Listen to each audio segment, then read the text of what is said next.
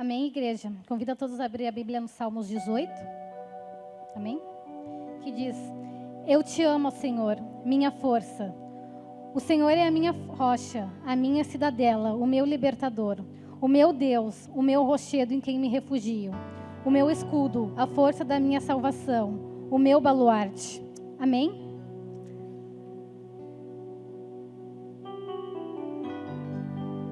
Obrigado, Senhor, porque em Ti nós temos refúgio, Senhor.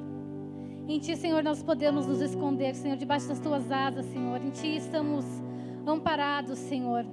Obrigado, Senhor, porque Tu tens cuidado de nós, Senhor. Obrigado, Pai, pelo Teu cuidado, pelo Teu amor, Senhor. Pelo Teu amor que não falha, Senhor. Obrigado, Senhor, que a gente possa, Senhor, estar firmado em Ti, Senhor, e não nos separarmos de Ti, Senhor, do Teu amor, Senhor, do Teu amor que nunca falha, Pai.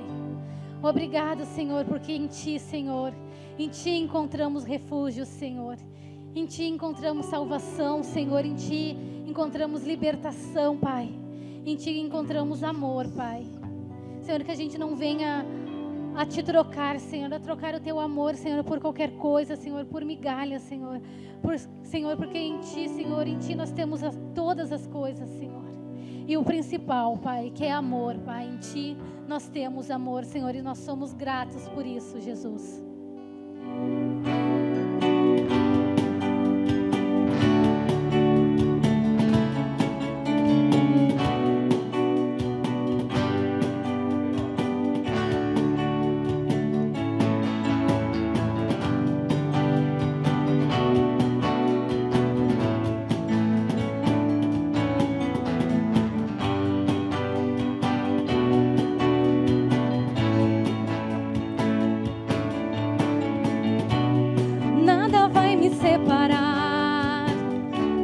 Mesmo se eu me abalar, Teu amor não falha.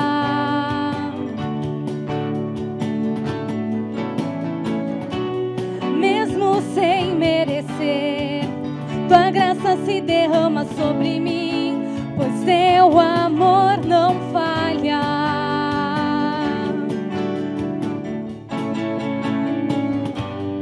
Tu és o mesmo para sempre. O choro dura uma noite, a alegria vem pela manhã. Se o mar se enfurecer, eu não tenho o que temer, porque eu sei que me amas. Teu amor não falha. Teu amor não falha.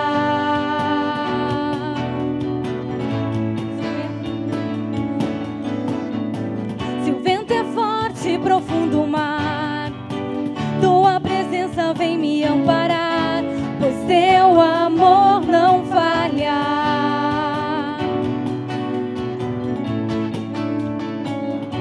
Difícil é o caminhar, nunca pensei que eu fosse alcançar, mas Teu amor não falha.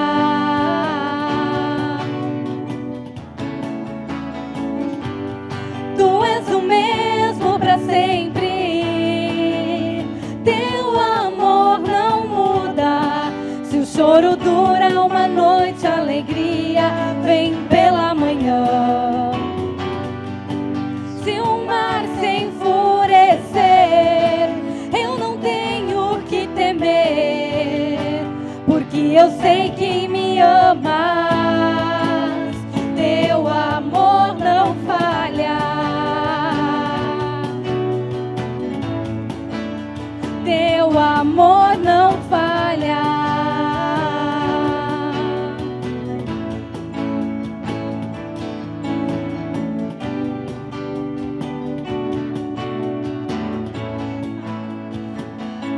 Tu fazes que tudo coopere para o meu bem. Tu fazes que tudo coopere para o meu bem. Tu fazes que tudo coopere para o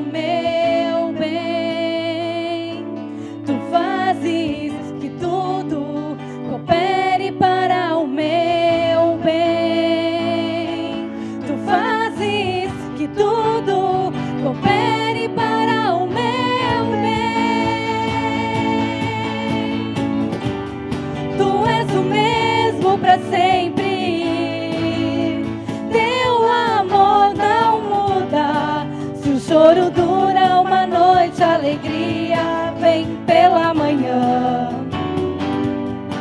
Se o mar se enfurecer, eu não tenho que temer, porque eu sei que me amas, teu amor não falha. Teu amor não falha.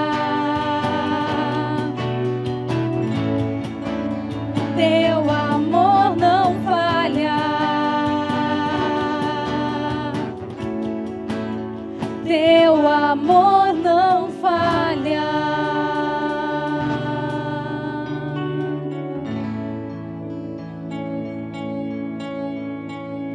Obrigada, Pai. Obrigada, Senhor, porque Tu fazes, Senhor, que tudo, Senhor, coopere para o nosso bem, Senhor. Tu não falhas, Senhor, Tu não falhou e Tu jamais falhará, Pai. Tu jamais falhará, Pai. Oh, Senhor, obrigada, Senhor, porque em Ti, Senhor, nós podemos buscar, Senhor, e nós vamos achar, Senhor, e não em nenhum outro lugar, Pai. Não no mundo, Senhor, mas em Ti, Senhor. Em Ti, Pai, nós podemos buscar, Pai. E certamente nós te acharemos, Senhor. Nós te acharemos, Pai. Obrigado, Pai, porque Tu és um Pai presente, Pai. No mundo busquei, mas não preencheu-me. Canções tão vazias, tesouros que um dia se consumarão. Então você veio e trouxe pra perto, e todo desejo é satisfeito em seu amor. Não há nada, nada melhor, não há nada, nada melhor, não há nada, nada melhor que o meu Deus. Não há nada, nada melhor, não há nada, nada melhor, não há nada, nada melhor que o meu Deus. Eu não tenho medo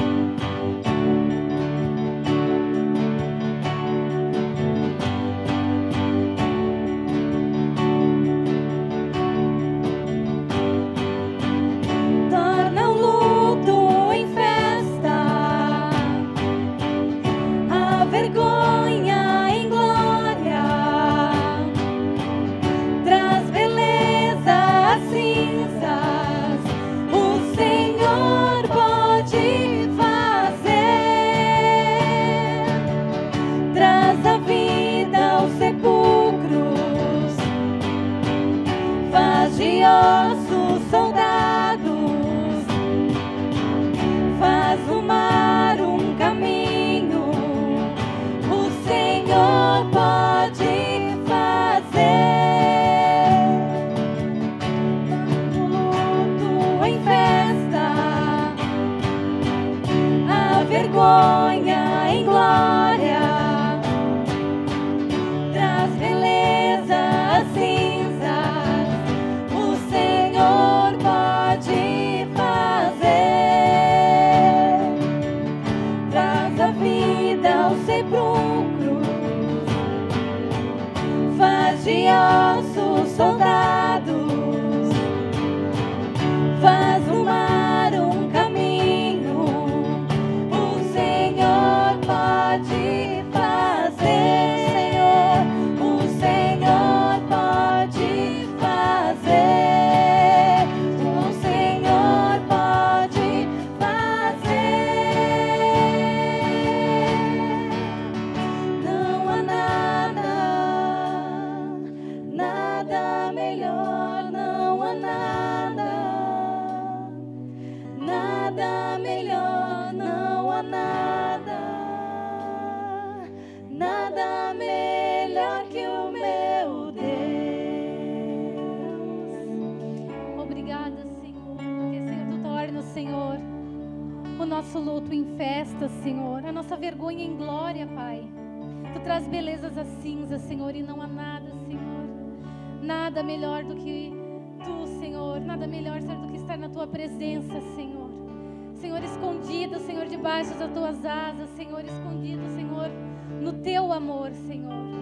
E que esse ano, Senhor, nós possamos caminhar, Pai, contigo, Senhor, debaixo das Tuas asas, Senhor, sabendo, Pai, que não há nada melhor do que Tu, Senhor. Amém. Boa noite, amados irmãos. Boa noite, igreja. Nesse dia, na verdade, nesta noite, nós vamos compartilhar um pouquinho da palavra do Senhor. E nós elegemos, então, para este início de ano, falar sobre generosidade, que é o tema da Igreja Aba, da Coaba, neste ano de 2023. E aí, eu pensando sobre o que poderia compartilhar com vocês, lembrei, em primeiro lugar, do Bom Samaritano, que é o que a gente sempre lembra. Eu acho que a maioria de nós, quando pensa em generosidade, pensa nele. Mas comecei a pensar em outros textos que a gente poderia ver a generosidade sendo aplicada. E me lembrei, então, do texto de 1 Reis, da viúva de Sarepta. E eu gostaria de ler com vocês, então, do versículo 8 até o versículo 24. Vamos ler juntos? Vocês podem abrir 1 Reis, capítulo 17, do versículo 8 ao versículo 24. E diz assim: Então a palavra do Senhor veio a Elias: Vá imediatamente para a cidade de Sarepta de Sidom e fique por lá. Ordenei a uma viúva daquele lugar que lhe forneça comida. E ele foi. Quando chegou à porta da cidade, encontrou uma viúva que estava colhendo gravetos. Ele a chamou e perguntou: Pode me trazer um pouco de água numa jarra para eu beber? Enquanto ela ia indo buscar água, ele gritou: Por favor, traga também um pedaço de pão. Juro pelo nome do Senhor, o teu Deus, ela respondeu, não tenho nenhum pedaço de pão, só um punhado de farinha num jarro e um pouco de azeite numa botija. Estou colhendo uns 2 gravetos para levar para casa e preparar uma refeição para mim e para o meu filho, para que comamos e depois morramos. Elias, porém, lhe disse: Não tenha medo, vá para casa e faça o que eu disse. Mas primeiro faça um pequeno bolo com o que você tem e traga para mim. E depois faça algo para você e seu filho. Pois assim diz o Senhor, o Deus de Israel: a farinha na vasilha não se acabará, e o azeite na botija não se secará, até o dia em que o Senhor fizer chover sobre a terra. Ela foi e fez como Elias lhe dissera. E aconteceu que a comida durou todos os dias para Elias, a mulher e sua família. Pois a farinha na vasilha não se acabou, e o azeite na botija não se secou, conforme a palavra do Senhor proferida por Elias. Algum tempo depois, o filho da mulher, dona da casa, ficou doente. Foi piorando e finalmente parou de respirar. E a mulher reclamou a Elias: que foi que te fiz, homem de Deus? Vieste para lembrar-me do meu pecado e matar o meu filho? Dá-me o teu filho, respondeu Elias. Ele o apanhou nos braços e levou-o para o quarto acima, onde ele estava hospedado, e pôs o menino em cima da cama. Então clamou ao Senhor: ó Senhor meu Deus, trouxeste também desgraça sobre esta viúva, com quem estou hospedado, fazendo morrer o seu filho? Então ele se deitou sobre o menino 3 vezes e clamou ao Senhor: ó Senhor meu Deus, faze voltar à vida este menino. E o Senhor ouviu o clamor de Elias. E a vida voltou ao menino, e ele viveu. Então Elias levou o menino para baixo, entregou-o à sua mãe e disse: veja, o seu filho está vivo. Então a mulher lhe disse: agora sei que tu és homem de Deus, e que a palavra do Senhor vinda da tua boca é verdade. Amém? Vamos orar? Querido Deus, nós te entregamos este momento. Nós te entregamos, Senhor, esta palavra, nós te entregamos este texto, esta história, Senhor. E te entregamos também a nossa vida, Senhor, como já foi orado no início do culto. Mas queremos, Senhor, nessa noite, te pedir que o teu Espírito Santo possa ungir os nossos ouvidos e o nosso coração, a nossa mente. Que nós possamos ouvir a tua palavra, Senhor, compreender os teus caminhos. E que o nosso coração esteja disposto a ouvir, Senhor, e mudar e obedecer daquilo que vamos aprender nessa noite. Te agradecemos, Senhor, pela tua misericórdia, te agradecemos por este novo ano, te agradecemos, Senhor, porque tu tens estado conosco. E nós queremos, Senhor, nessa noite, receber o que vem da tua palavra, Pai, em nome de Jesus. Amém. Então, como eu falei, né, o ano de 2023... será o ano da generosidade. E gostaria de reler, então, algumas partes e ir conversando com você sobre os aspectos que a gente pode ver na vida dessa viúva, né? Sobre generosidade e alguns outros, tá? Então, nós vamos reler primeiro do versículo 8 ao versículo 10, que está escrito assim. Então, a palavra do Senhor veio a Elias: vá imediatamente à cidade de Sarepta de Sidom e fique por lá. Ordenei a uma viúva daquele lugar que lhe forneça comida, e ele foi. Quando chegou à porta da cidade, encontrou uma viúva que estava colhendo gravetos. Ele a chamou e perguntou: pode me trazer um pouco de água numa jarra para eu beber? Lemos até aí. O que nós podemos ver, então, nesse contexto em que Elias sai da onde ele estava, né, onde Deus havia mandado ele ir primeiro, e vai então para Sarepta e encontra esta mulher. Nós vemos então que o plano de Deus, ele é muito maior do que nós, né? Deus diz a Elias: vá imediatamente a Sarepta, pois eu já ordenei que a viúva lhe forneça comida. Então Deus já estava cuidando do profeta e também já estava cuidando da viúva, a qual ele encontraria. Porque Deus, antes mesmo do profeta sair da cidade onde ele estava, do lugar onde ele estava, e ir para Sarepta, Deus já estava, né, arquitetando o seu plano para que a sua palavra se cumprisse, né? E o cuidado de Deus com a vida de Elias. Porque onde Elias estava havia um riacho, e corvos lhe traziam comida, vocês podem ler nos versículos anteriores, porém o riacho secou. Então Deus manda Elias trocar de lugar. E ainda, se nós voltássemos, né, mas não dá tempo de ler tudo, se nós olhássemos nos capítulos anteriores do livro de Reis, nós veríamos, então, o reinado de muitos reis e a história, né, de Israel.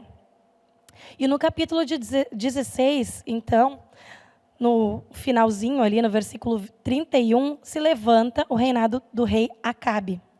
E Acabe diz ali naqueles versículos que ele, além de ter feito muito pior do que os seus antecessores, que os reis que vieram antes dele, ele também se casou com Jezabel, que era uma mulher que adorava Baal, cultuava Baal, e Acabe então passou a cultuar Baal também no lugar de Deus.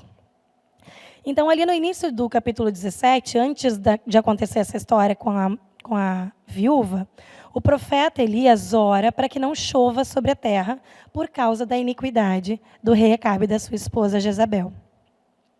Se nós analisarmos toda essa história até chegarmos na viúva, né, qual era a situação? Nós vemos, então, Deus, olhando lá de cima, né, já arquitetando um plano muito maior do que tudo isso, para que o profeta, a viúva e a sua família fossem sustentados, né? Porque nós vemos lá no final que não faltou comida. Em um período muito difícil, num período de seca. E o que a palavra do Senhor nos diz lá no texto de 2 Crônicas 16:9? Porque, quanto ao Senhor, os seus olhos passam por toda a terra para mostrar-se forte para com aqueles cujo coração é totalmente dele. Deus passa os seus olhos por toda a terra, procurando o quê? Um coração disposto. Então, para que nós possamos ser generosos, nós precisamos saber que Deus tem, em primeiro lugar, um plano perfeito, não importam as circunstâncias, né? Porque a viúva não tinha o que dar. Mesmo assim, ela vai ser generosa. Então, mesmo que as nossas circunstâncias sejam difíceis, nós temos que crer, em primeiro lugar, que Deus tem um plano para todas as nossas circunstâncias, né? Para todos os aspectos da nossa vida. E, em segundo lugar, o que nós lemos ali, Deus busca um coração disposto, um coração que é totalmente dele, um coração submisso, amável e pronto a obedecer. Deus passa os seus olhos sobre a terra e procura um coração submisso, amável e pronto a obedecer, que é totalmente dele. Amém? Se nós seguirmos a leitura, então, ali do versículo 11 ao versículo 16, nós vemos, né, a continuação dessa história. Antes nós vimos, como eu falei, uma mulher com um coração disposto e submisso. Por isso, Deus arquitetou um plano para que ela estivesse lá, pronta a obedecer. Quando ela ia andando para buscar a água, no versículo 11 diz assim, ele gritou, por favor, traga também um pedaço de pão. E ela responde, juro pelo nome do Senhor teu Deus, não tenho nenhum pedaço de pão, só um punhado de farinha num jarro e um pouco de azeite numa botija. Estou colhendo 2 gravetos para levar para casa e preparar uma refeição para mim e para o meu filho, para que comamos e depois morramos. Elias, porém, lhe disse, não tenha medo, vá para casa e faça o que eu disse. Mas primeiro faça um pequeno bolo com o que você tem e traga para mim. E depois faça algo para você e para o seu filho. Pois assim diz o Senhor Deus de Israel, a farinha não faltará da vasilha e o azeite da botija não secará, até o dia em que o Senhor fizer chover sobre a terra. Ela foi e fez conforme Elias lhe dissera. E aconteceu que a comida durou todos os dias para Elias, para a mulher e sua família. Pois a farinha na vasilha não se acabou, o azeite na botija não secou, conforme a palavra do Senhor proferida por Elias. Amém? Nós vemos então aqui mais alguns aspectos. Nós vimos um coração que é totalmente do Senhor, pronto, né, a ouvir, submisso. E aqui, Deus já havia então escolhido, dentro deste plano, né, a mulher que salvaria todos da fome, né? Salvaria o profeta, ela e o seu filho. Quando Elias lhe pede água, ela prontamente para o que está fazendo e vai buscar o que é pedido. Esse é o primeiro sinal de um coração disposto, da generosidade dessa mulher. Ela deixa o que ela está fazendo, né, que é buscar os gravetos para poder alimentar a si e ao seu filho, em favor de uma outra pessoa que ela não conhece, que é o profeta Elias.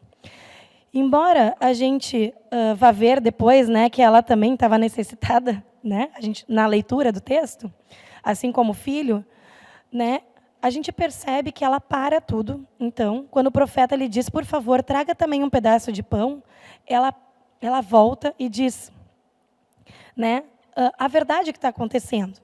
Primeiro, ela faz prontamente aquilo que ela pode fazer, né, generosamente o que ela pode fazer, que é trazer água. Quando ele pede algo que para ela vai custar, talvez, a sua alimentação e a do seu filho, ela diz, eu não tenho. E ela foi sincera, eu não tenho. Eu juro pelo nome do Senhor, o teu Deus, que não tenho nenhum pedaço de pão. Só um punhado de farinha num jarro e um pouco de azeite numa botija. Estou colhendo 2 gravetos para levar para casa e preparar uma refeição para mim e para o meu filho, para que comamos e depois morramos. Ela foi muito sincera no momento do que ela não tinha, das necessidades que ela estava passando. Ela não esconde a sua fragilidade, mas ela expõe a situação em que ela está vivendo. Assim como o profeta estava necessitado de ajuda, ela também estava. Depois daquela refeição, talvez não haveria mais nada para comer e nem dinheiro para comprar alimento. E ela diz, né, depois nós vamos morrer. Então, aquela era a última esperança que ela tinha. Mas, mesmo assim, ela vai até lá para buscar água para o profeta e volta para conversar com ele, falando da sua situação. Embora ela estivesse precisando de ajuda, ela se dispôs a ajudar o outro. A generosidade é uma virtude. E o que nós vemos sobre essa virtude, né? Ela consiste, então, em doar a si mesmo, sacrificar ou se abster dos seus próprios interesses e necessidades em favor de outrem, de outra pessoa. É dar ou dar-se de forma espontânea e plena. E nós vemos aqui na vida dessa mulher que ela se dispõe, então, como eu falei antes, a trazer a água para o profeta, sem reclamar. Ela não falou dessa situação. Ela não disse, profeta, eu estou morrendo, meu filho não tem o que comer, faz alguma coisa, ora a Deus. Não, ela tinha um coração disposto, que mesmo que ela não tivesse nada para dividir, ela traria para ele também. Né? E ela foi sincera nisso. Ela disse, eu não tenho pão, apenas farinha e azeite. Estão acabando e eu farei a última refeição para o meu filho e para mim. Mesmo assim, ela vai até lá, né? E a gente vê nos próximos versículos, então, o seguinte, que ela obedece. Elias, porém, lhe disse, não tenha medo, vá para casa e faça o que eu disse. Mas primeiro, faça um pequeno bolo com o que você tem e traga para mim. E depois, faça algo para você e seu filho. Pois assim diz o Senhor, o Deus de Israel, a farinha da vasilha não se acabará, e o azeite da botija não se secará, até o dia em que o Senhor fizer chover sobre a terra. Ela foi e fez conforme Elias lhe dissera, e aconteceu que a comida durou todos os dias, para Elias, para a mulher, para a sua família.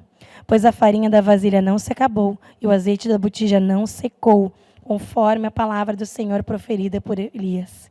Nós lemos, então, que ela, de fato, foi e obedeceu o que Elias lhe disse. Apesar dela não ter e saber que talvez aquele último pedaço de pão que ela dividiria com seu filho seria dado por profeta, ela obedeceu. Por mais que ela não tivesse comida para todos, apesar de saber que poderia passar mais fome do que já estava passando, caso a palavra do profeta não se cumprisse, ela foi obediente e fez conforme Elias lhe pediu. A disposição, a obediência e a generosidade dessa mulher salvou a vida de todos. Deus cumpriu o seu plano, independente da situação, independente da fome, independente da dificuldade, pois achou uma mulher com um coração generoso. Deus passou por sobre a terra e viu um coração onde ele poderia apostar e cumprir o seu plano. Amém? Nós vemos então ainda no final dessa história, no versículo 17, o seguinte, a partir do versículo 17. Algum tempo depois, o filho da mulher, dona da casa, ficou doente. Foi piorando e finalmente parou de respirar. E a mulher reclamou a Elias, que foi que eu te fiz, ó homem de Deus? Vieste para lembrar-me do meu pecado e matar o meu filho? Dê-me seu filho, ele respondeu. Ele apanhou-o nos braços, levou-o para o quarto de cima onde estava hospedado e pôs em cima da cama. Então clamou ao Senhor: ó Deus meu, trouxeste desgraça sobre esta viúva com quem estou hospedado, fazendo morrer o seu filho? Então se deitou sobre o menino 3 vezes e clamou ao Senhor: ó Senhor meu Deus, faze voltar a vida a este menino. E o Senhor ouviu o clamor de Elias, e a vida voltou ao menino, e ele viveu. Então Elias levou o menino para baixo, entregou-o à mãe e disse: veja, seu filho está vivo. Então a mulher disse a Elias: agora eu sei que tu és um homem de Deus, e que a palavra do Senhor vinda da tua boca é verdade. Ela já havia sido generosa, e estava sendo generosa. Amém? Ela já havia, então, dado ao profeta de beber. Ela já havia dado ao profeta de comer, mesmo não tendo. Deus supriu esta necessidade, não deixando faltar na botija azeite e nem na vasilha a farinha. E ela continuava sendo generosa porque ela, então, recebeu o profeta na sua casa. Aqui não conta quanto tempo ele ficou lá, mas conta que ele já estava lá há algum tempo, porque depois de algum tempo, então, o menino vem a adoecer.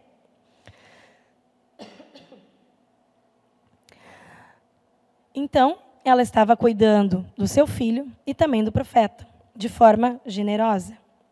Porém, a palavra fala que, passando algum tempo, como nós falamos, o menino acabou adoecendo e morreu. Ela, então, pergunta ao profeta o que ela fez de errado.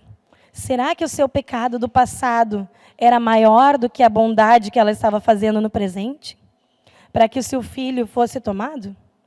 Será que todas as coisas que ela fez de errado durante a sua vida vieram pesar agora, apesar da sua generosidade?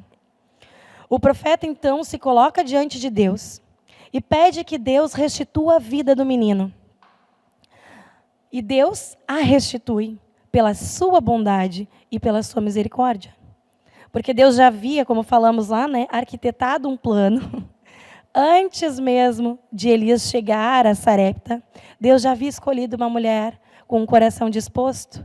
Deus já sabia o que iria acontecer com seu filho. Deus já sabia que ela ia responder e ser amável, generosa, bondosa com o profeta. Interessante que Deus já sabia de tudo isso e também já sabia que o menino estava fadado a morrer. Se nós analisarmos a história, antes dele morrer de uma doença natural, de algo que o fez partir, ele já estava fadado a morrer de fome. Porque ela fala lá no texto o quê? Vou fazer uma última refeição para meu filho e eu, e depois nós vamos morrer. Então, o final deste menino já era a morte. Deus já sabia que isso ia acontecer. E a mãe, então, fica preocupada. Poxa, Deus salvou meu filho da morte por falta de comida e agora ele morre de uma doença. Mas Deus já tinha arquitetado o plano perfeito, não importando as circunstâncias. E talvez nós possamos pensar isso, Por que isso aconteceu com a viúva? Se ela estava sendo generosa. Poxa, Deus salvou já o filho da morte, já salvou ela da morte, o profeta da morte, por falta de alimento. Por que então Deus permitiria coisas ruins para pessoas boas? A palavra fala, nós já falamos isso num outro culto, eu já trouxe isso aqui, que o sol nasce para bons e para ruins, o sol se põe para bons e ruins, e que nós não devemos olhar para o mal, mas devemos olhar para Jesus. E a gente pode pensar isso. Por que Deus, então, permite que o filho da viúva morra, se ele já havia o salvo de morrer de fome? Efésios 2, 8 e 9, Paulo nos escreve o seguinte: somos salvos pela graça, mediante a fé, não por obras, para que não venhamos a nos gloriar. Então, não foram as obras da viúva, a generosidade dela, a bondade dela, que iriam salvar o seu filho ou salvar a sua vida. Não são as obras que fariam com que o seu filho não morresse, mas foi o plano de Deus para que ele fosse glorificado. Amém? Como assim? Então, a palavra diz assim, a mulher lhe disse a Elias, no finalzinho do texto: agora sei que tu és um homem de Deus, e a palavra do Senhor vinda da tua boca é verdade. Então, quando Deus ressuscita o menino, ele é glorificado. Quando Deus responde à necessidade da viúva, do profeta e do menino, Deus é glorificado. E aí nós pensamos, então agora vai tudo dar certo. Mas a verdade é que o menino morre. Mesmo assim, Deus já havia planejado a glorificação do seu nome e a resposta certa no tempo certo. Deus tinha um plano, Deus tinha visto o coração da mulher viúva, Deus sabia que o seu filho iria morrer, Deus iria provar a fé dele, do profeta e da mulher. E Deus sabia que em tudo ele iria cuidar dos seus e iria ser glorificado. Amém? Nós podemos ver nessa história, então, que a generosidade é um ato de um coração totalmente entregue ao Senhor. É um aspecto da nossa vida, é uma virtude que nós temos quando nós temos um coração em Jesus, que é doador de tudo. Jesus doou da sua vida, doou, né, a sua vida totalmente. Ele morreu por nós, por amor àqueles que não mereciam. E muitas vezes nós somos generosos. Essa viúva não conhecia Elias, e mesmo assim ela foi generosa com ele. Deus ainda assim permitiu que coisas ruins acontecessem. Ele permitiu a morte do seu filho. Mas Deus também permitiu a resposta certa no tempo certo. E Deus glorificou o seu nome em todo o tempo. Amém? É para isso que nós vivemos, é por isso que nós somos generosos. Para que Deus receba a glória. Se essa mulher, eu pergunto a vocês, não estivesse lutando, apesar das dificuldades, porque quando o profeta encontra com ela, onde ela está, na porta da cidade, colhendo gravetos para levar para casa e fazer uma refeição. Ela podia ter desistido, ela podia ter deitado e morrido, abraçado seu filho e dito, não temos mais o que fazer, vamos morrer. Mas ela ainda estava lutando até o último momento. Ela estava ajeitando a situação para que aquele momento não fosse tão difícil. Então, eu pergunto de novo, se essa mulher não estivesse lutando, apesar das dificuldades, se ela não tivesse esse coração disposto, em que o profeta chega lá e diz, eu preciso de água, e ela vai prontamente buscar, em que se ela não fosse generosa, né, a ponto de dar algo que ela tinha para dividir apenas com seu filho e depois morrer, e ela mesma assim faz, então, um ato de fé, dando primeiro ao profeta, se ela não tivesse esse coração disposto, se ela não fosse generosa em receber o profeta na sua casa, se ela não tivesse sido obediente, ela não confiasse em Deus, se ela não tivesse fé, será que Deus teria passado os seus olhos sobre a terra e a teria encontrado? Será que ele haveria escolhido ela para cumprir esse maravilhoso plano? Será que o seu filho teria ressuscitado? Se o profeta não estivesse na sua casa naquele momento em que o menino morreu, se ela não estivesse sendo generosa em recebê-lo na sua casa, ela teria para quem correr? Para orar para o seu filho ressuscitar?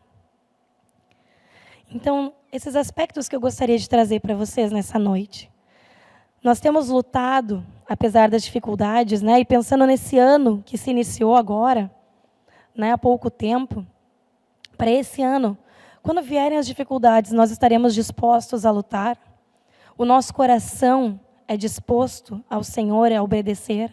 Nós estamos dispostos a cumprir um ano de generosidade, de abdicar de nós para abençoar a outros que talvez não mereçam essa generosidade muitas vezes? Nós estamos dispostos a sermos obedientes? Nós estamos dispostos a confiar e ter fé em Deus, apesar de talvez coisas ao longo do caminho irem morrendo? E sabermos que muitas Deus pode ressuscitar, mas outras talvez no plano de Deus elas precisem realmente ficar para trás? Porque Deus está aqui para nos abençoar, mas nós precisamos ter um coração que é totalmente dele, para que ele possa nos achar no meio da multidão. Que nesse ano de 2023, no ano da generosidade, nós possamos promover na nossa vida estes aspectos da viúva de Sarepta. Obediência, coração disposto, generosidade, fé, perseverança. Que Deus possa passar os seus olhos sobre a terra e encontrar em cada um de nós esse coração, como eu falei, disposto, submisso, obediente, fiel e generoso. Para que Ele possa cumprir em nós assim como cumpriu na vida da viúva o maravilhoso plano que Ele tem para nós. Porque o nosso coração está disposto neste ano de 2023 de obedecer, de amar, de dar-se, de doar-se. Que nós possamos, então, começar a refletir nos próximos dias. Que o Senhor possa começar a agir em nós, que o Espírito Santo possa começar a tocar na nossa vida e gerenciar esses sentimentos em nós. Que Ele possa encontrar esse coração diante dEle, que Ele possa encontrar pessoas prontas a trabalhar na sua obra nesse ano de 2023, abdicando de si por amor a Ele. Amém? Eu convido vocês, então, a orarmos para encerrar esse momento. Querido Senhor, nós te pedimos que nesse ano de 2023, cada um desses aspectos, Senhor, que nós vimos na vida da viúva e que cada um de nós possa ainda refletir mais um tempo sobre isso. A submissão, a obediência, o amor, a fé, a fidelidade, a generosidade. Possa, Senhor, o Teu Espírito Santo neste ano estar trazendo mais intrinsecamente dentro do nosso coração estes sentimentos, estas virtudes, essa mudança, Senhor, de pensamento e disposição das nossas vidas. Para que verdadeiramente os Teus olhos possam passar por sobre a terra e achar em nós um coração totalmente disposto a obedecer o Teu Espírito Santo.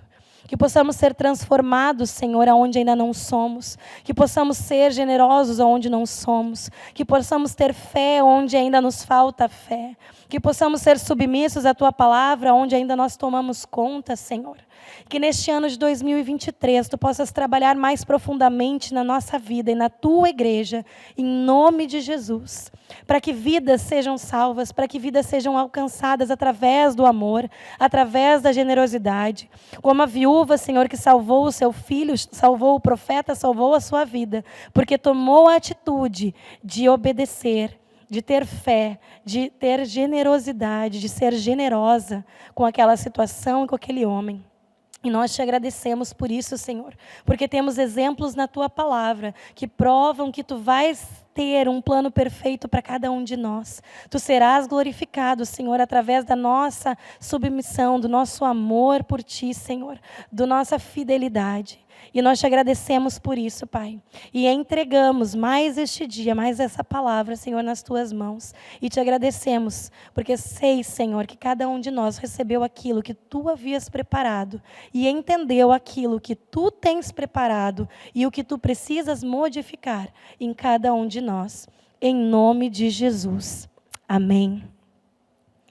Então, amados, que vocês possam reler esse texto de 1 Reis, que vocês possam refletir estas palavras, que vocês possam no Senhor em oração buscar este ano ser diferente, ser mais generosos, mais submissos, mais amáveis, dentro daquilo que o Senhor falou com você nessa noite. E eu tenho então os avisos para dar antes de nós encerrarmos a transmissão.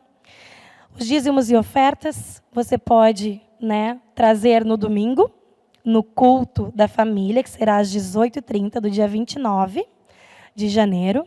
Você pode trazer, ou então, se você prefere, você pode fazer o Pix, que vai aparecer aí embaixo, e vai também estar na descrição do vídeo, que é o CNPJ da igreja, e você pode fazer diretamente, pelo celular, pelo computador, caso você não queira trazer fisicamente este valor. Então, já falei, culto 29 de 1 às 18h30, culto da família. O culto da vida, então, que é os das quartas-feiras, nós estamos em recesso na igreja, estamos aqui online falando, mas até dia 8 de fevereiro nós estaremos somente online, tá bem? Então, para você não perder a vinda até aqui, a partir do dia 15 nós estaremos presencialmente aqui, mas até dia 8 somente online. Então, que o Senhor abençoe cada um de vocês, que tenham um resto de semana abençoado, busquem a presença do Senhor, e nós nos vemos na próxima reunião. Amém?